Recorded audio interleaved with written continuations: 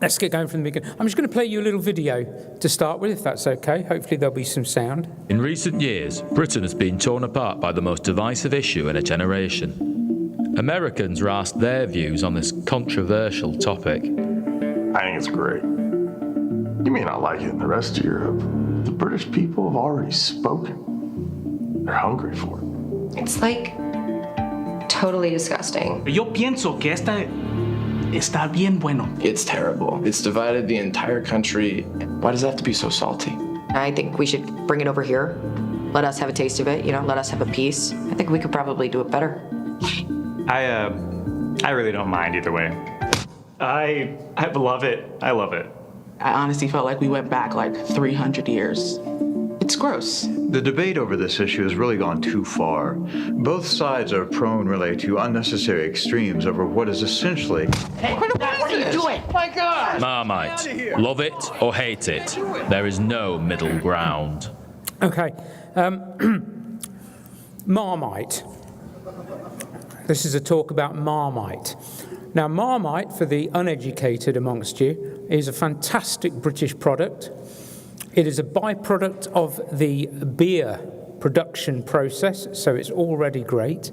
And you open the jar up and you spread it on a piece of toast for your breakfast.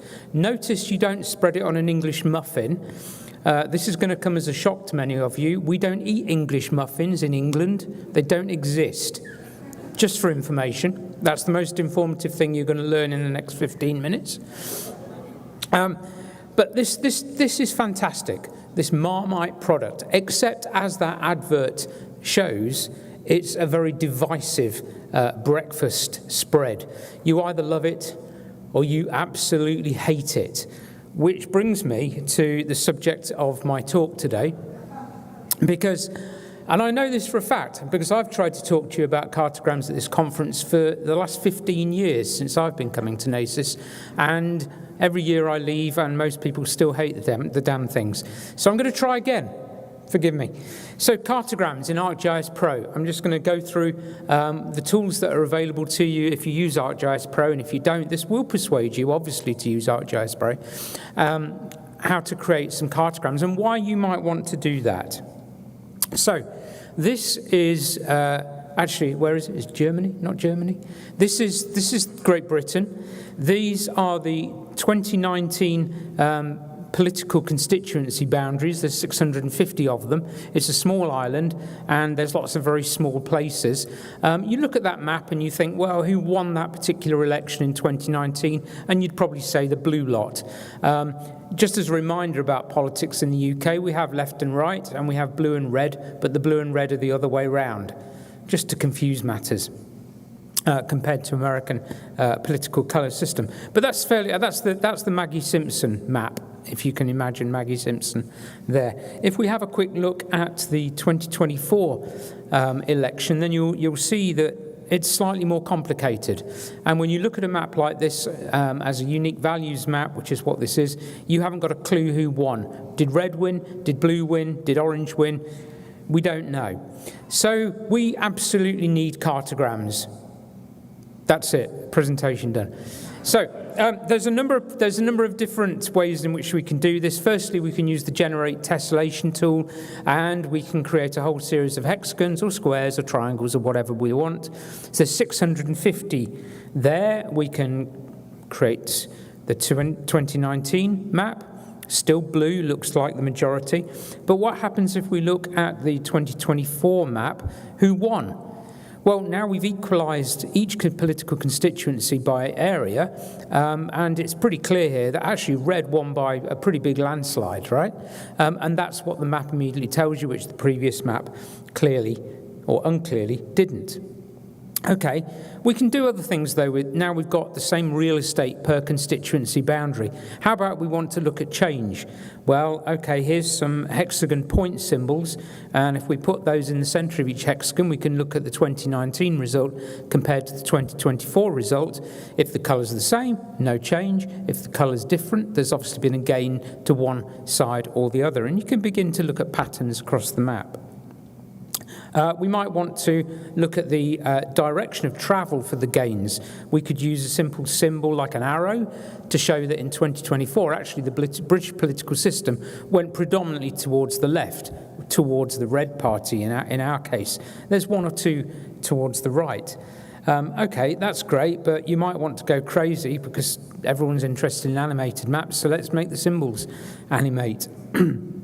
Well, we can do that in ArcGIS Pro straight out of the box by just picking a symbol, going to the gallery, type in arrow, and up pops. I can do that without any hands. It's amazing, isn't it? You can pick an animated symbol from the drop-down in the point symbol gallery options. Okay. Let's go to have a look at how else we might want to use this. Now we've got the same real estate. I'm quite a big fan of using cartograms to actually put numbers on the map themselves. Why leave it up to interpretation when you could give people the actual numbers themselves? So, first of all, let's have a look at the outlines. I've got a simple stroke to show the colour of the 2024 election, and I'm going to use another slightly thicker stroke to show where there are gains. A little bit of a definition query here to set that up. And let's go up to the symbology tab, and I'll show you. It's very simply just a stroke here, but with a -2 offset to make it internal. So there's an awful lot you can do with strokes and fills in the symbology to build up slightly different looking ways of symbolizing this. So it gives it a little bit of emphasis to those areas that were gains. Now remember, again, you couldn't do this on the standard map. There just isn't the same real estate that you get with a cartogram such as this. Okay. What about these numbers, though? What about labels? Let's go and have a look at some labels. Let's switch them on. And there's some labels. These are the actual numbers of the majority by which the party who won, okay? But you'll notice there's some interesting things about these labels. They're different sized, they're different colours, they've got italics. So how do we do that? For that we use an expression. In the label class symbology box, down here for the expression. Don't worry about this. AI's got you covered. Who cares? AI's going to program this for you. Just ask it. I had to actually think about this, though. But now I've done it, I can steal from myself when I need to do it again. Thanks, Nat. So here is just a series of if-else statements to classify the data into different groups. Here to first of all select the font size based on the number of the majority of votes.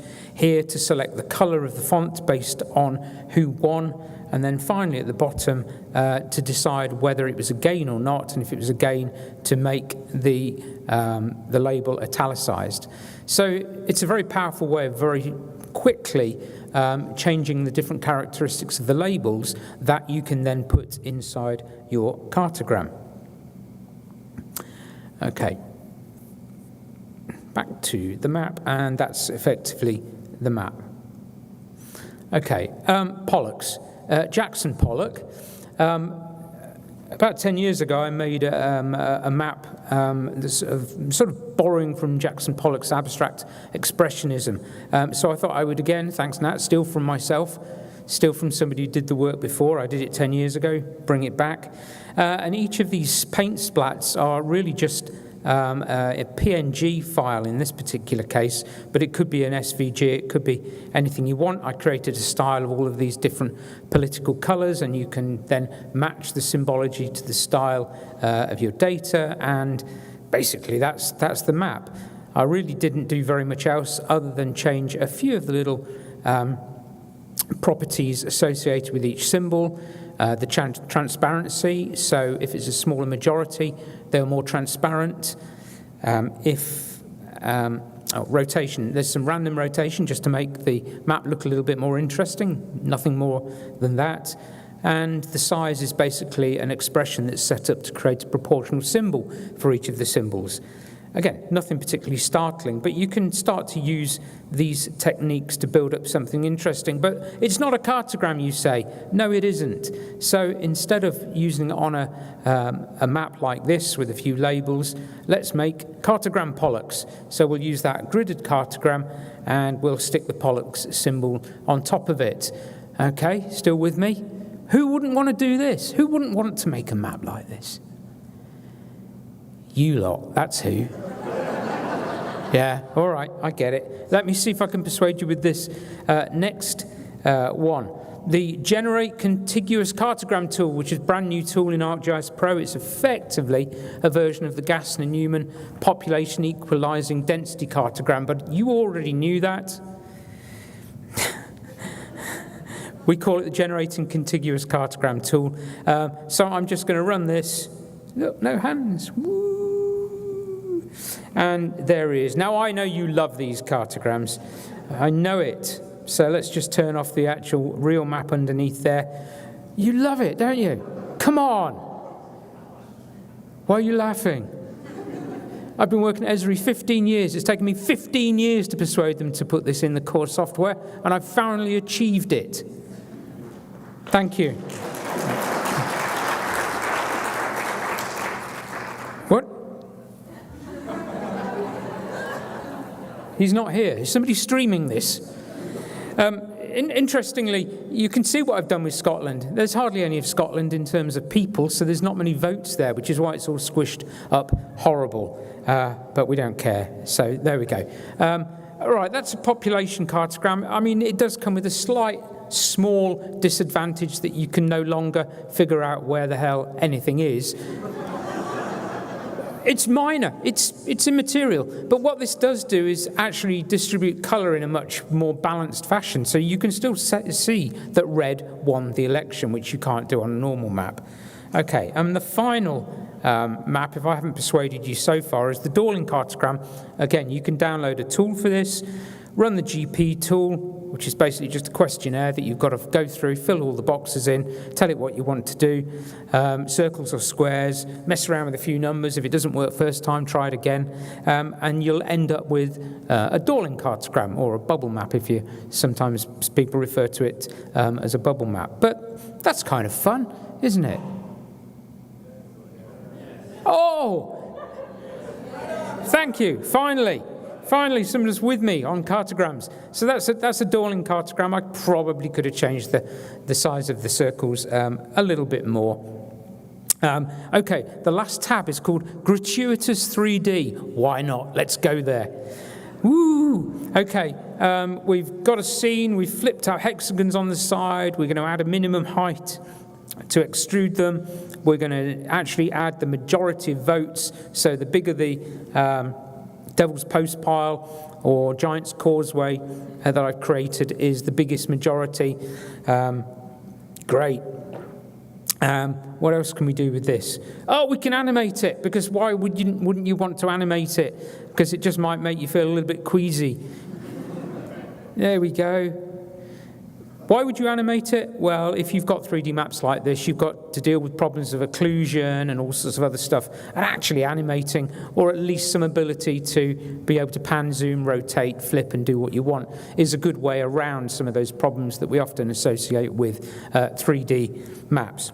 So, actually 3 different types of cartogram. It's probably going to take me another 15 years to get another one stuck in the software. Might be up to somebody else to try that, but who knows. So, that's basically cartograms in ArcGIS Pro as of today, the sort of things that you can do to create maps when your original geographies are a pain in the backside. And just for sitting through this entire presentation, I brought some Marmite for anybody who's never tried this. So, there's not enough for one for everybody, but if you would like to test some Marmite for yourself, remember it's lovely and delicious, then see me afterwards and I'll bring them down the front, and you can take a little breakfast sachet of Marmite with you. Thank you very much.